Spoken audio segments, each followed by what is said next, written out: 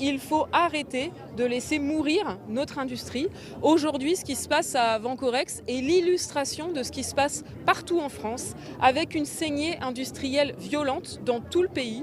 La CGT a recensé plus de 180 plans de licenciement et chaque jour apporte son lot de mauvaises nouvelles, puisque hier, nous avons eu l'annonce du plan de licenciement de Michelin, avant-hier celui d'Auchan.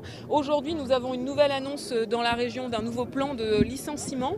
La responsabilité de cette catastrophe industrielle, elle est celle du patronat, parce que c'est le résultat du coût du capital exorbitant, c'est le résultat de la stratégie des marges des grandes multinationales qui ont choisi d'augmenter leurs prix pour préserver leurs marges et préserver l'argent distribué aux actionnaires et aux dirigeants. C'est par exemple ce que font les grandes entreprises automobiles qui produisent des véhicules automobiles mis sur le marché à 50, 60 000, 70 000 euros, 100 000 euros et s'étonnent ensuite que personne ne les achète. Bah oui, vu nos salaires, on ne peut pas les acheter et donc ils font le choix de véhicules haut de gamme et de prix élevés pour préserver leurs marges. Ce sont des choix stratégiques qui conduisent à la faillite de notre industrie. Et puis la deuxième responsabilité, c'est évidemment celle du gouvernement et de sa politique de l'offre qui est non seulement coûteuse, on dépense un pognon de dingue pour maintenir sous perfusion nos grandes multinationales, mais en plus cette politique elle est totalement inefficace puisque notre balance commerciale n'a jamais été aussi déficitaire